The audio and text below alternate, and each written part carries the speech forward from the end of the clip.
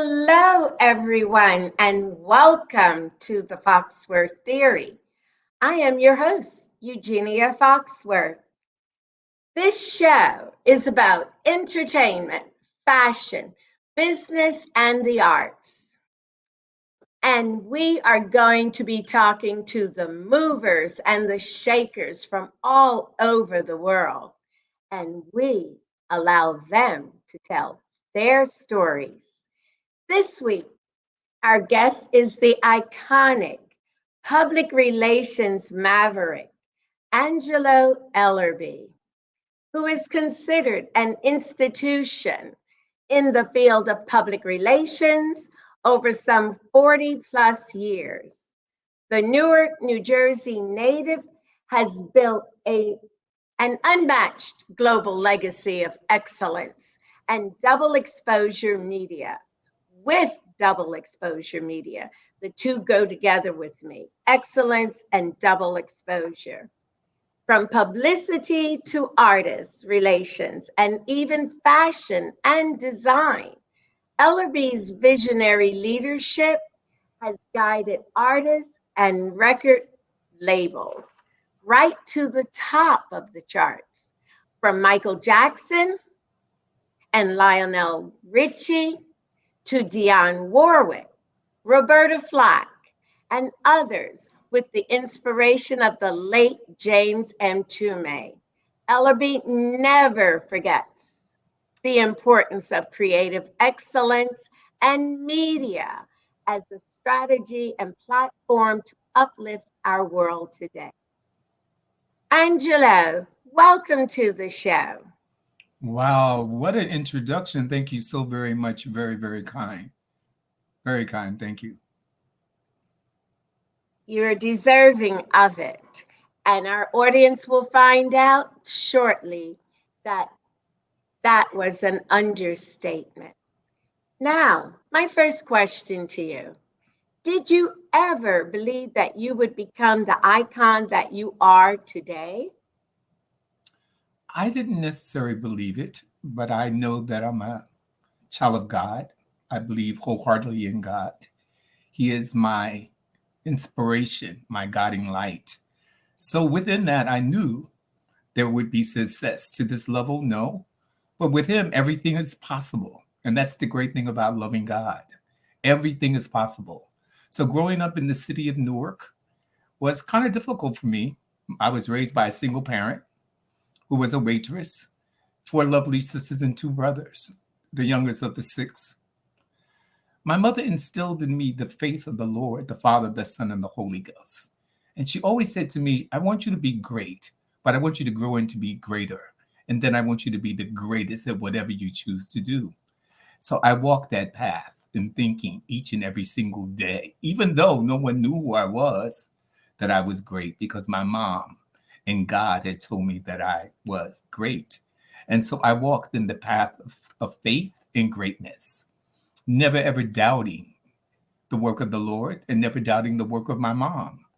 I entered into an industry that I knew absolutely nothing about, but my mother allowed me to enter into the fashion industry. At 17 years old, I moved to Paris, France.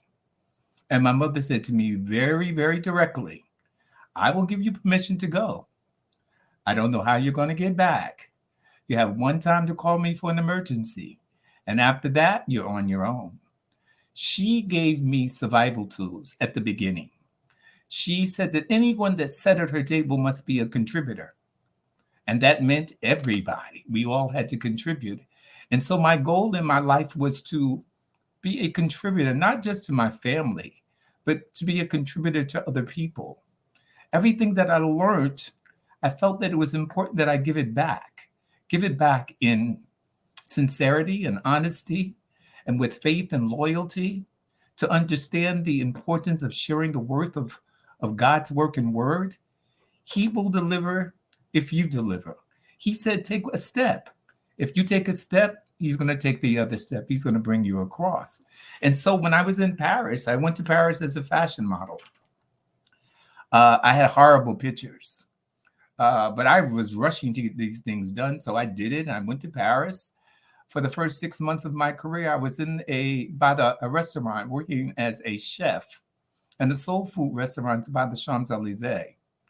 And I cut the collard greens, fried the fried chicken. It was a delicacy over there. And I stayed there 2.5 years. I came back able to buy my mom a house. I did all the pret-a-porters. I did all the shows.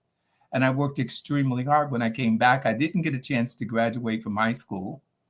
I wind up getting a social promotion, and then I designed 450 dresses for the school.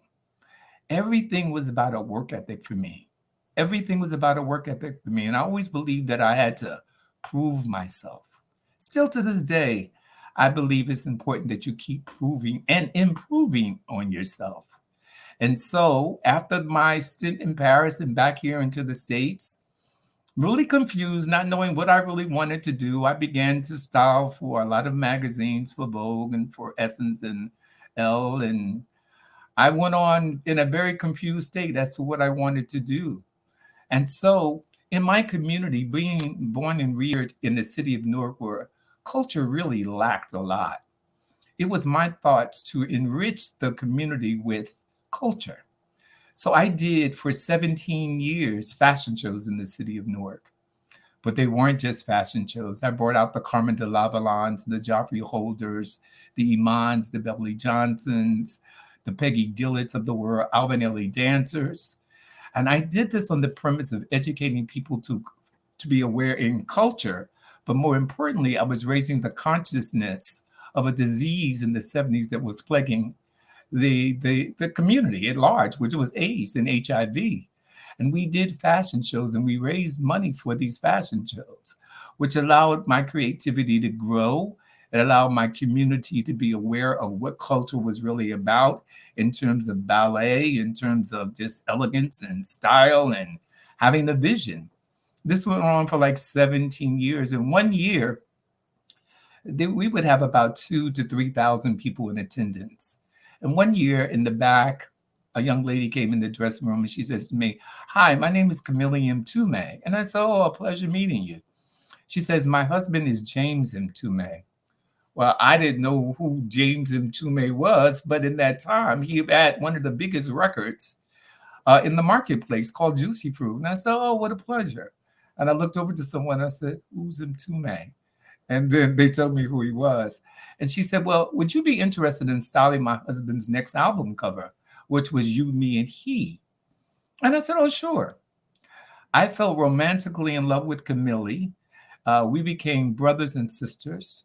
I introduced her to the fashion industry as it was in New York City and in New Jersey. And we became very close. So one day, James Mtume, now this is the James Mtume, the two-time Grammy Award winner, came to me and says, "Hey, if you can do all that stuff for Camille, why don't you come and work for me and manage me?" I said, "Manage you? What do you mean manage you? I don't know how to manage you. My degree is in fashion design. I'm into clothes." He says, "How long is that going to last?" And I said, he's a little smart. He's a little smart one, huh? And so I began to work for M2 as his manager, but the experience in the music industry, it was like going to a university. I went through the James M. University, and it was a hard knocks kind of school. He would send me over to Sony Music. He was signed to Sony Music each and every single day. And I was so unassured of myself. I didn't know what I was doing, but he did. And so each and every day that I would come from those meetings, he would sit down with me in a room we called the yellow room. That was the beating room. That's when you got beat up. And he let me go in each and every single time. And they would call him to me and say, "You sure this is your manager?" He says, "Yeah, I'm sure that's my manager." And he would teach me the difference in right and wrong, what to say, how to say it. And then finally, Angelo Ellerbee got it, and I became a manager, then the president of his company called IFLAN. And we went on to do fabulous things. I owe James Mtume my life. He's given me so much. He was the father that I never had, the friend that will always be embedded inside of my soul. I will always give people a chance because he gave me a chance. He always, he used to say to me, this music industry is not a baseball game. You don't get three strikes. Sometimes you get two and you're out the game. Well, I'm going to teach you how to play ball. And that he did. From the basements of his corner of the basement of his home, I would go down at each and every single not knowing what I was doing. And particularly when it came down to him getting the opportunity to be the supervisor of music over the Native Son motion picture. That was the first motion picture that Oprah Winfrey had been in.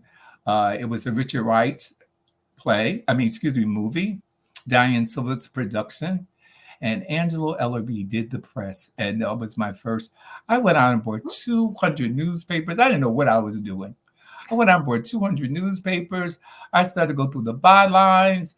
Then I started to do this, and I started to do that.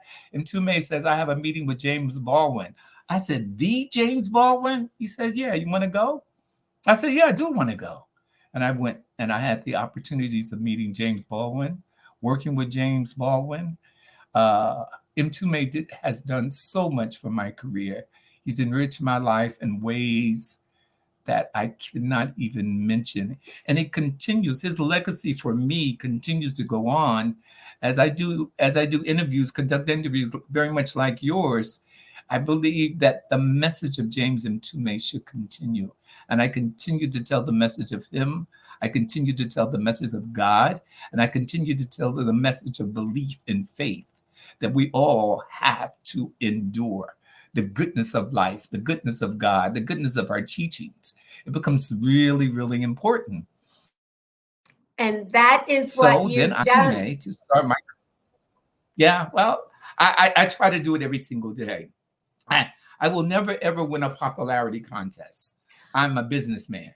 And so I make decisions. And my decisions sometimes could be right, but sometimes my decisions could be wrong. But they're my decisions. I own them. No one else owns my decisions and the way that I conduct my business. So I'm celebrating 55 years in doing what I'm doing. And so I'm not saying that all things are right by Angelo. I'm fallible. We all are fallible. We all make mistakes, but we learn from the mistakes and we grow by them. And so I'm really, really happy that I had that time in that time span to grow and to become really settled within my career. From Entume, I went on to work with Michael Jackson. I went on to work with Whitney Houston and Dionne Warwick. And then I went into, I mean, there's not no genre of music that my firm has never have not worked with. For movies, I managed DMX for, oh my God, 5 years. I was the president of his label for 2.5 years. I also introduced the artist development program to Mary J. Blige. I'm very, very proud of that. And then Alicia Keys, and the list is continuous. So I think that my behind the scenes has taken full form in front to see my whole life be looked at and having some kind of appreciation. People say, well, do you believe you're unsung? I says, no, no, never, ever unsung. I believe that there's a God that keeps crowning me king for the day. And as long as he gives me the strength, and as long as he gives me the insightfulness to do what it is that I do, I am great in it, and I claim just that victory. Well, Angelo, we're going to have to take a short break, but I would like to say that I don't need to ask questions. You have taken me on an amazing journey, and everything that you have done, I'm sure a lot of us couldn't even go close to. So, right now, let's take a short break, and we will be right back with our very special guest, Angelo Ellerbee.